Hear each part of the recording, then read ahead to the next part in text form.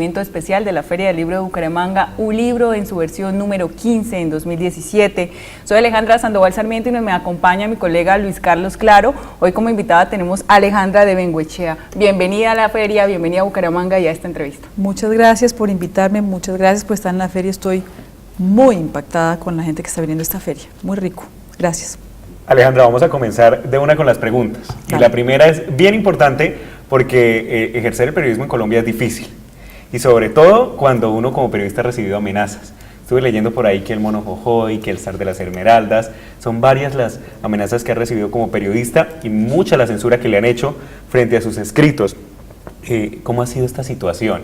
¿Y cómo ha sido, digamos, el hecho de tener que decidir irse del país justamente por esta situación? Pues yo me fui del país básicamente, no tanto por las amenazas que son normales, digamos, si uno va a recorrer el país como antiguamente lo hacíamos los periodistas, que es enfangándonos, se llama el periodismo de enfandangarse, de meterse en el barro, pues lo amenazan a uno, no hay nada que hacer, uno tiene que irse y jugar con eso.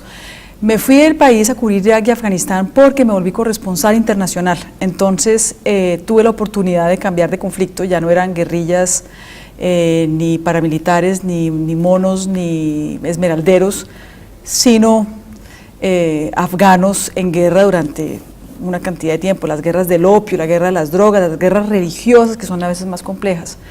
Entonces, pues no, es que ser periodista es como querer entender el porqué de las cosas y cuando quiere el porqué de las cosas se mete en problemas, entonces me seguiré metiendo en problemas. Pero parte de la razón de irse fue de pronto ser un poco más independiente, hacer un ejercicio un poco menos censura. Básicamente no solamente por la censura de amenazas, sino que los medios en Colombia, por los emporios económicos, tampoco son muy independientes.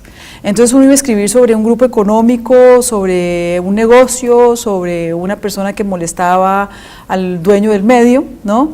Y no puede escribir de eso porque es que la pauta la paga tal empresa.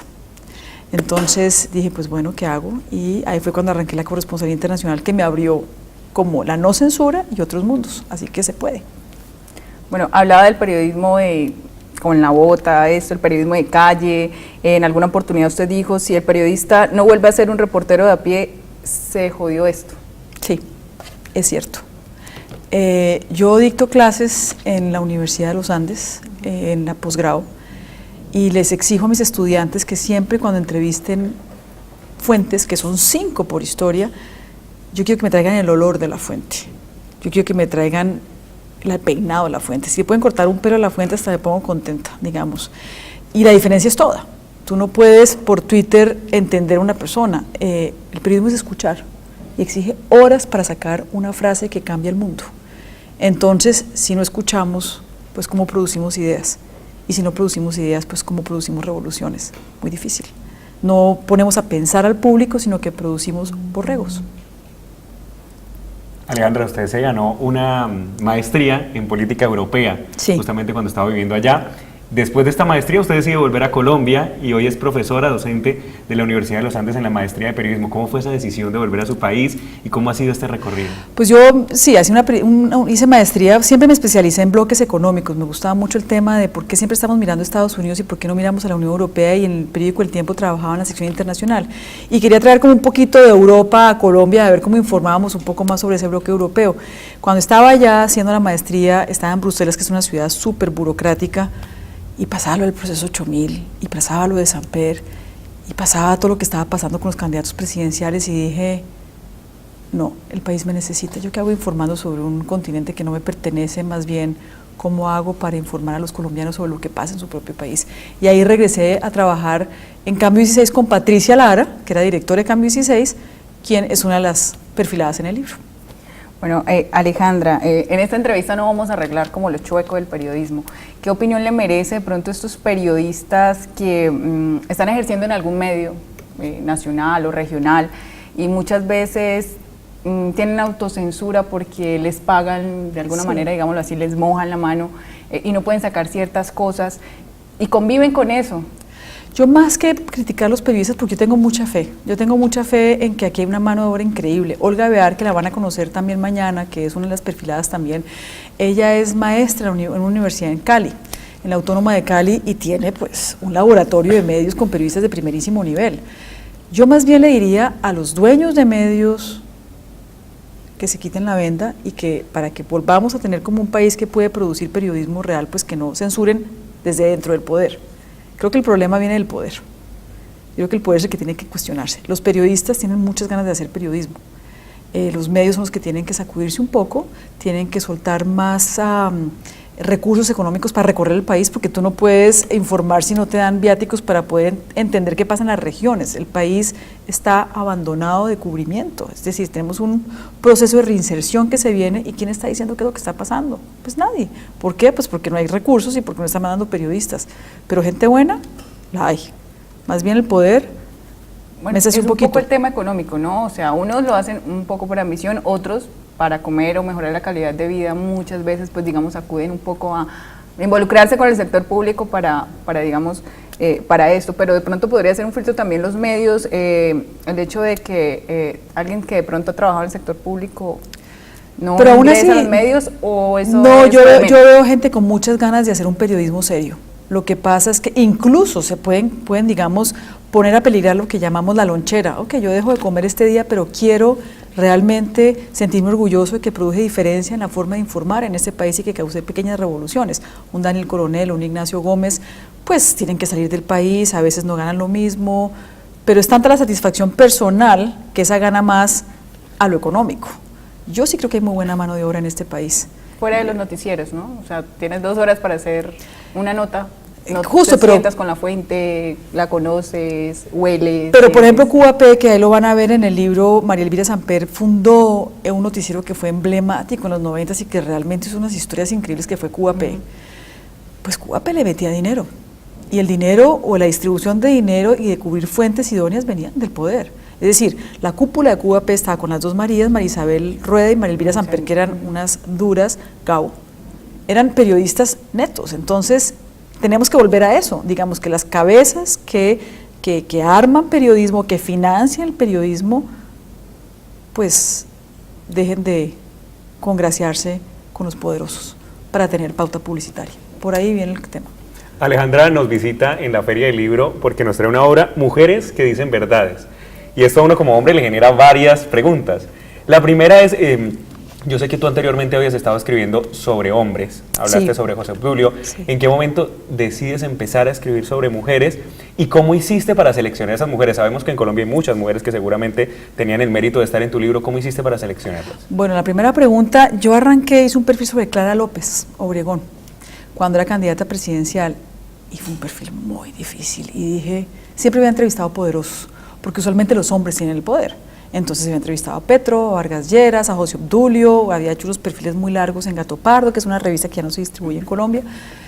Pero cuando entrevisté a Clara dije, a mí el reto femenino me gusta más, porque las mujeres, yo lo decía en el libro, son como cebollas. La primera capa es la capa pública, la segunda capa es el cómo se hicieron, y la tercera capa es la privada, la secreta. Gabo decía que uno tiene 3 vidas, la pública, que se comparte, la privada, que con los amigos, y la secreta. Yo quería llegar a la secreta, ver de qué está hecho uno y de qué están hechas las mujeres, es muy interesante.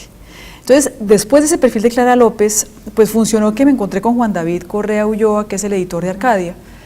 Él sabe que me gusta mucho explorar el alma humana, digamos. Yo creo que como periodista me gusta entender por qué uno es como es, por qué uno se transforma en lo que es, y tengo enormes paciencias y orejas para poder escuchar a los otros, no solamente pobres y guerrilleros, sino gente que hace un mundo. Me dijo, estas mujeres están envejeciendo, ¿quién las ha escuchado? ¿Quién les ha preguntado lo difícil que fue hacerse vida? ¿Quiere escucharlas? Le dije, pues sí, pero necesito que ellas quieran ser escuchadas, porque esto implicaba sentarme en sus casas. Las entrevistas con ellas no fueron así, sino fueron en sus casas horas. Una vez 3 horas, 2 veces 3 horas, 3 veces 3 horas, y ya al final creo que decían, por favor arranque. Pero a la tercera fue que logramos que dijeran las verdades. Entonces, era una selección de 10 mujeres, porque hay muchas. Teníamos el tema que queríamos que fueran de provincia también, que abarcara todo el país, pero no había, volvemos a lo mismo, no había la parte económica para financiar viajes para ir a Cali, Medellín, Bucaramanga, etcétera, etcétera, etcétera. Y cuando empecé a meterme en esos perfiles me di cuenta que pues me iba a tomar demasiado tiempo y que no iba a ser 10 mujeres, originalmente eran 10, Y fueron tan largos y tan complejos los perfiles que le dije a Juan David, prefiero hacer 6 muy bien hechas que 10 como un brochazo. Y ahí imperó lo que imperen los periodistas dinosauricos, que es la calidad y no la cantidad. Entonces quedaron 4 por fuera y muchas más por fuera, ¿no? Eso es así. Ese ejercicio fue de entrañas, de estar ahí, Total. de no quedarse con la primera versión. Todo. Total. De las mujeres que mencionas en tu libro, de las 6, Salud Hernández Mora no tiene hijos. El resto, digamos, Eso ¿cómo fue viste ese muy componente importante. familiar? Eso fue muy importante que no tuvieran hijos porque es otra visión. Entonces, por ejemplo, Salud no tiene ningún problema. Los hijos le cambian a uno la forma de cubrir el periodismo, nada. Yo no me volví a subir a un helicóptero a que me masacren desde el aire desde que tuve los hijos. Eso se acabó. Salud tiene la libertad, tiene alas, porque no hay nadie quien la espera, no se debe a nadie. Entonces Salud es la única periodista mujer que está cubriendo este país, pues ya vimos las consecuencias, la secuestraron por estar donde tiene que estar uno. Entonces sí tiene una visión muy distinta de la vida a la que tienen las que sí tuvieron hijos. ¿No? Patricia tuvo unos hijos que primero tuvo que dejar medio adoptados por los abuelos con el periódico, con la revista. María Elvira básicamente se turnaba con el exmarido al niño y hubo una serie de consecuencias y hay una serie de culpabilidades muy difícil que por el oficio se dejó entre comillas la maternidad y hay una reflexión muy grande sobre la maternidad, que eso digamos no lo habían hablado. Silvia María Hoyos, llamada alias La Berraca, porque una periodista de guerra nata dejó a su hija en manos de la mamá. ¿Qué costos tiene eso? Y así con todas, entonces fueron entrevistas muy así, de la sala, conversadas. Alejandra, para terminar, tengo 2 preguntas. La primera es, ¿usted cree que en cierta manera la misma mujer es culpable del papel que juega dentro de la sociedad? Lo digo porque normalmente uno escucha a muchas mujeres que ellas mismas se recriminan, ¿no? Y se culpan de su inferioridad con relación a los hombres en el país. Entonces, eso en primer lugar, quiero que me lo responda. Y lo último que quiero que me responda es, si a mí me hablan de mujeres que dicen verdades, pues seguramente el libro lo compraría mi mamá, mi hermana. ¿Por qué un hombre debería comprar este libro? A ver, sobre la primera pregunta es muy sencillo. Acuérdense que en los otros países las mujeres arrancaban a votar en 1800. Aquí arrancamos en los 50. Entonces, estamos arrancando, pero falta. Y claro, se ven las brechas el ingreso es más lento, pero ahí vamos. Digamos, ahí vamos, y esas mujeres lo demuestran, digamos, hicieron una carrera en los 70 sobre claro, mujeres, ¿por qué los hombres? Los comentarios más increíbles los he recibido de hombres que dicen, oiga, yo leyendo a estas mujeres me doy cuenta que yo dejé abandonada a mi esposa en la crianza de los hijos, por ejemplo. Es un país muy machista donde pues las mujeres que se encarguen de los hijos, y ahí lo muestran, ellas muestran claramente que les tocó solas. Entonces para los hombres ha sido como un espejo, como cómo piensan las otras, que a veces no entienden a las mujeres, bueno, aquí las pueden entender, acá pueden saber qué pasa detrás y cómo se vive la maternidad en solitario. Creo que enseña mucho más a hombres que a mujeres. Alejandra, muchas gracias por estar en soyautónomo.tv. Muchas gracias a ustedes, un placer. Y a ustedes los invitamos para que mañana a las 6 de la tarde en el auditorio Jesús Alberto Rey Mariño de la Universidad Autónoma de Bucaramanga participen en el conversatorio con nuestra invitada Alejandra de Bengoechea, con su libro Mujeres que dicen verdades, o que lo sigan a través de internet en unapvirtual.edu.co/uvtv. Gracias, hasta la próxima. Perfecto.